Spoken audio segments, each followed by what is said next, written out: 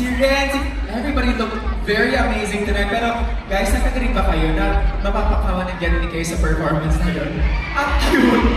Kaya naman, guys, let's cheer for Ren, Sarah, Icy, Aliyah, Frost, Kyosu, Jaime, Dan, Maru, PJ, and Joseph. Mark, palakpakan natin guys. Come on. Come on, come on, come on, come on, come on. Pero, guys, syempre gusto ko muna tanungin Ren and Joseph. Hello? Kamusta kayo? Meron ba kayong mensahe sa lahat ng mga taong sumusuporta at nagmamahal sa My Husband is a Mafia? I mean, bago pa lang tayo, di ba? Baby series pa lang, but for the supporters na nandito na ganito kaaga, what do you feel about them, guys? Yes, una-una po sa lahat, maraming salamat sa lahat ng mga nandito ngayon.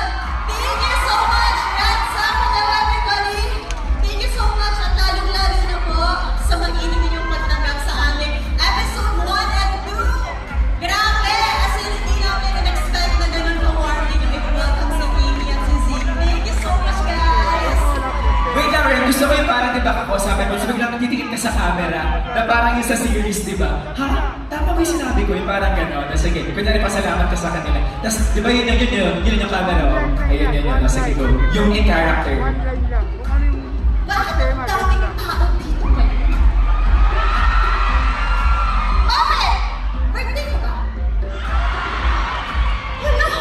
Wala akong handa.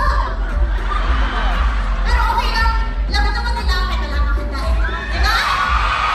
Ay, Captain!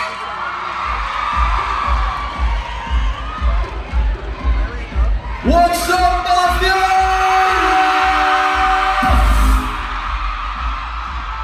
Hoy mga babae at mga lalaki,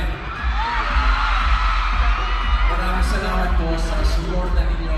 Episode 2 pa lang po kami pero ramdam na ramdam namin ang init na pagtanggap ninyo sa amin. Kaya maraming salamat po and more to come. Excited na kami na makita niyo po ang the rest of the series. Thank you so much.